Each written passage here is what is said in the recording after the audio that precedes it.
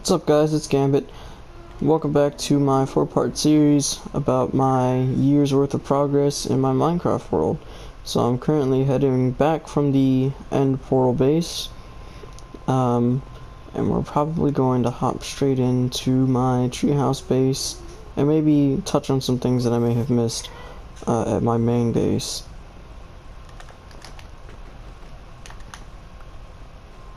Alright. And I believe the treehouse base is this one. So it says cow plus pig farm on there, but that's just for a future project. I haven't actually completed it yet. And now the story behind the treehouse base is that about 6 months into this world, I decided that I wanted to just leave behind all my amenities and live in the jungle. So I took a full set of leather armor and some iron tools and moved here to the jungle. And then I decided that everything that I got in the jungle would stay in the jungle. And so I built a tree house on the tallest tree in the whole biome. It's not really the tallest per se, it's just an average size jungle tree, but it's on top of this mountain. And I wanted to build this out so it looked like roots were coming down. I just never got around to it, just because I remembered that I needed to do other things, like fight the wither and get a beacon and stuff like that. And so I eventually returned back to my main base and started the grind again, but it was nice to come out here and get away from trophy hunting. So I was able to build a mob farm here off a mob spawner that I had found. I've got a strip mine going on, and of course this tree house. And I've also got a carrot farm down below, melons up here growing out of the stumps. I've got sugar cane here growing. I wanted to get some pandas up here. Down there's my sheep that I used. He's my little sheep. You need a name tag for him. This is my original carrot farm, but I've got a bigger one underground now. And yeah, it's very basic. It's a basic treehouse, I'd say. We're just using the natural canopy as the roof, and I've got a hanging platform here. I've got a parrot. I've got bunk beds here, and then, as I said, everything that I got here, I pretty much kept it here. There's diamonds and iron and all that in there. And then I've got a bigger storage and stuff area down below. In here, my little secret area. And yeah, that's got stuff all in here. Little carrot farm going on. That goes down to Y level 11 or 12 or something, just because I didn't want it to collide with my other tunnels, which it eventually did collide. I forget which one of these tunnels goes, but it does eventually go all the way back to my main base. And there's a abandoned mine shaft here, and even a stronghold, but the stronghold did not have a end portal, or at least I couldn't find it. And so yeah, that's pretty much all about my jungle area base. Eventually I do want to, like I said, build a cow and pig farm here, and maybe export some pandas back to my main base. But for now, this is pretty much how this place is gonna stay. It's not even entirely mob proof. There's no torches anywhere. The only safe place is up in the actual treehouse. And the way to get back to my main base from here would be to walk, run, fly, swim that way. Like I said, see, here's a panda right here, and then here's my mob spawner. Looks just like my other one at my RV. If we just swim quick down here. This one's just not broken, and they're straight zombies, no water involved. It's just straight zombies. Got an enchantment table, all the stuff I need. Chests that go way down there. Should let me open that chest.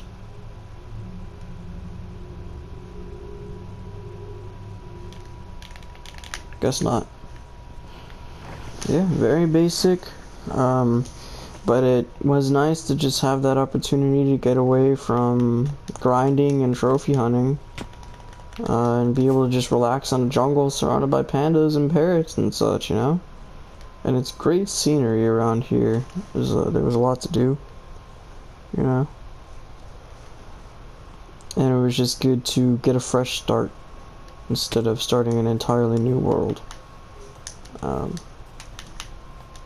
So yeah, now I'll probably just show off the Nether and how I was able to acquire netherite tools, even though this world was started before netherite came out, and it's a bedrock world, so you can't reset the nether like you can in those other Java worlds. You used to be able to reset the nether in bedrock, but they removed the feature for some reason, and now would probably be the best time to do it, honestly. And so if we come out the bottom here, let's see, beware of ghasts, because there is a lot of ghasts down here. Make sure I have an ender chest, because I'll probably run out of rockets. But down there is my old portal cover thingy. It was protected from the gas explosions. And so if I come this ways, there was 3 portals here because I was trying to link them to one of my places down underneath my main base, and I never got it to work out. But from here, I was able to get quartz and glowstone and all the things I needed from the nether at the time, because when I created the world, there wasn't really anything to do in here. There was no hoglins to trade with or anything like that. There was no netherite. There was no new biomes. It was just nether. I mean, you could come and grind and try to get wither skeletons, but that was it. So now if we run this way into this is a very large fortress. And there's, speaking of wither skeletons,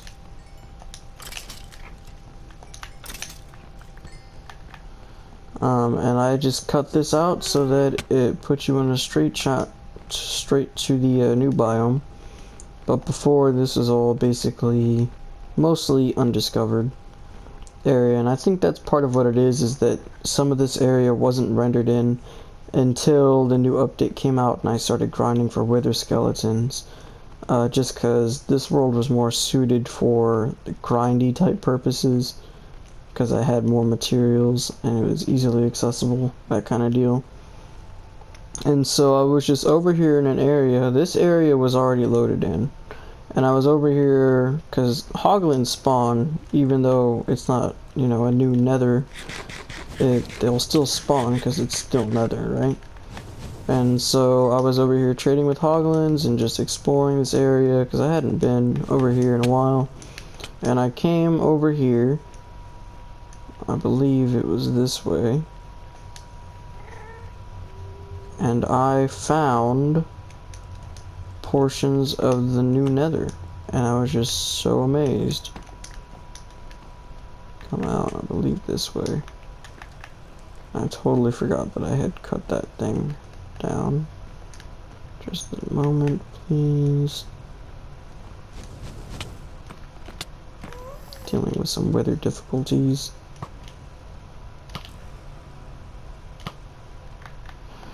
Alright, so if we run straight this way, and I believe, just follow this, yep, and here's my staircase, new nether blocks, and I saw this, and I was just astonished that I was able to render in new chunks of nether. And I came over here, saw this bastion, had a great time, died a couple times, lost a couple of elytra and lava, and swords and gear and stuff like that, but I didn't care. And so I was just looking for a good place to mine some netherite. And I did end up going with the exploding bed method of getting netherite, which some people think is cheaty, and I just say they must have put that feature in the game for something, right? So if I run over here and all the way up over here, I have a little gas protected area, also protected from endermen, and I can just come down this stem and we will be in my netherite mining area. And I mined a lot of this out, and I was able to get, of course, an entire set of armor and an entire set of tools plus an extra pickaxe. And so I just think that it was really cool that I was able to render in new nether and be able to get netherite in a world that I previously would not have been able to get it in. And it was a good thing that I had set my world so it would infinitely render in, you know? World set infinite, you know? And you can actually fly here from the old nether, which is kind of crazy. But I'm going to play it safe and take the tunnels because every time I fly, I feel like I get lost. And so, yeah, that's a story about how I was able to get netherite in an old world. And if you have an old world that you may have not been able to get netherite in before, it may be worth it to go back in and see if you've got infinite world set turned on. And you might be able to get netherite on your older worlds, which is kind of cool.